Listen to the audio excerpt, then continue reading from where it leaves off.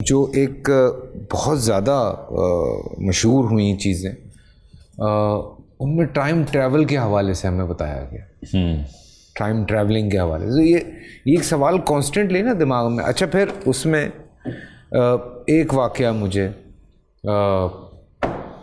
ملتا ہے اپنے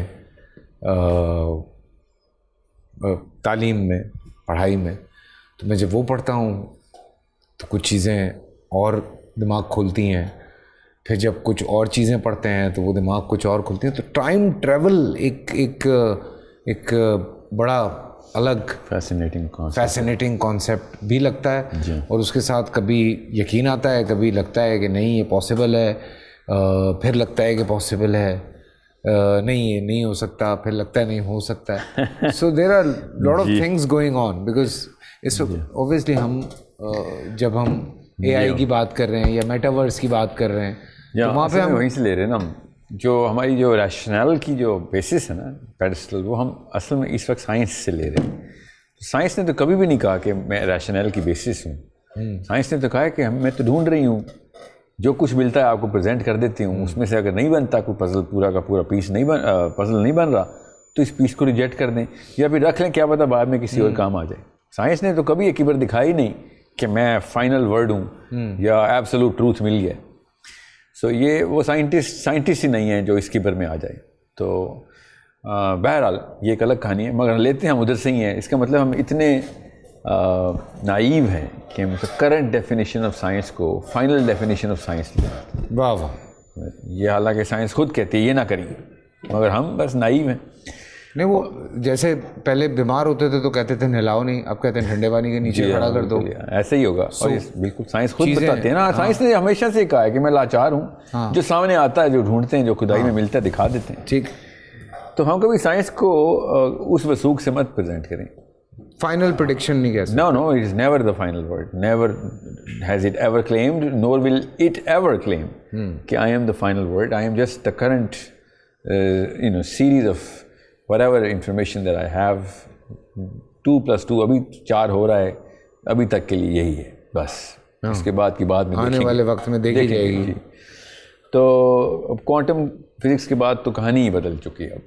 اور یہ ٹائم ٹریول کا کانسیپٹ وہاں سے بہت جان پکڑ لیتا ہے. ہاں کوانٹم فزکس میں تو اب تو یہ بات کرنا بہت حد تک ناممکن ہے کہ ٹائم ٹریول ایگزسٹ نہیں کرتا.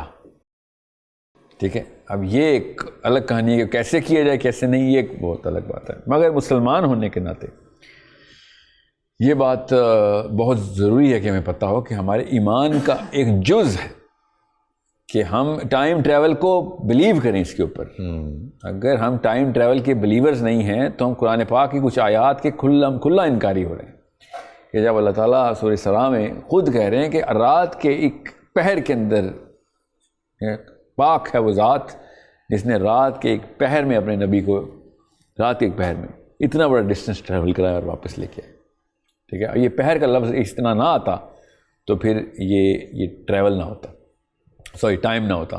تو ٹائم ٹریول تو ہے نا، یہ اس طریقے سے ماننا ضروری ہے. اب کوئی جتنا مرضی یہ کہے کہ نہیں نبی السلام کی معراج تو ہوئی نہیں، وہ تو خواب تھا، تو وہ ایک الگ بحث ہے، اس میں کر لیں گے. تو میں کہیں اور سے نکال لیتا ہوں. قرآن پاک میں کوئی ایک جگہ پہ ایسا واقعہ نہیں ہے. بہرحال زیادہ تر مسلم علماء کا بھی جمہور اسی پہ ہے کہ نبی السلام کی معراج فزیکل اسینٹ آف جرنی جو ہے وہ فزیکل جرنی ہے. تو میں تو یہی مانتا ہوں. تو وہ وہیں سے ٹائم ٹریول کے اوپر ایمان لانا ضروری ہو جاتا ہے.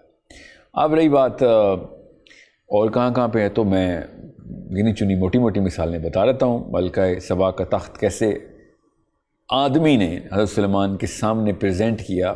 جن نے کہا کہ آپ بیٹھے ہوئے ہیں، کھڑے ہوں گے اس سے پہلے میں لے آؤں گا. تو اسٹوڈیو جتنا تخت ہے وہ یاد رکھیے گا. ملکہ سبا کا تخت اس ٹیبل جتنا نہیں، اسٹوڈیو جتنا ہے.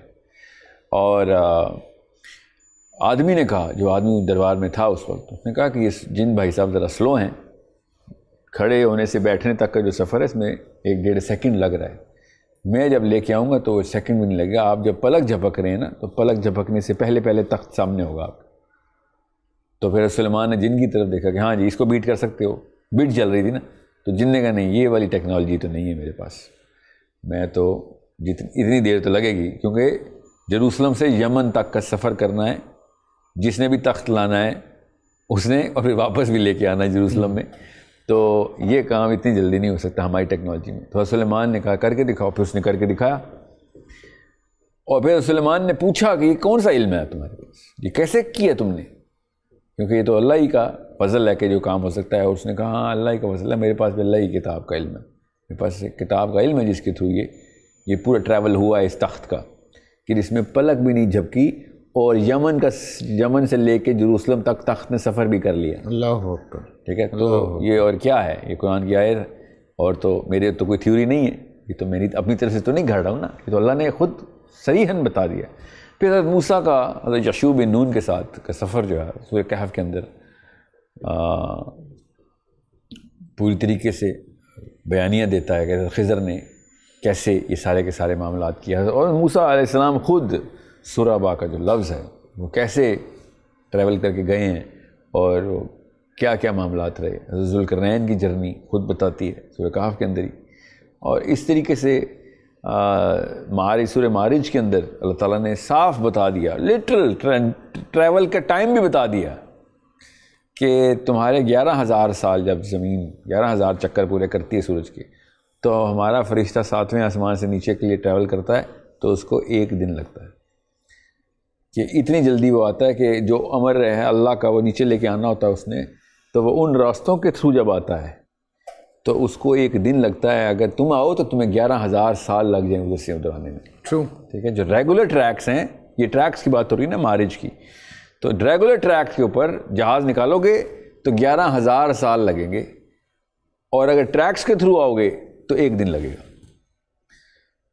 तो ये टाइम का लिटिल कंपैरिजन का सीगा कुरान पाक ने बताया। माइनर सेकंड्स में जाती है। जी हाँ, तो जब ये कंपैरिजन चार्ट्स और भी बताता हूँ, प्रोग्राम की दौरानिया कम है, तफसील अल्लाह ताला ने बहुत दी हुई है। बोल एंटरटेनमेंट के शोज देखने के लिए हमारे चैनल को सब्सक्राइब करें और बेल आइकन पर क्लिक करना ना भूलें।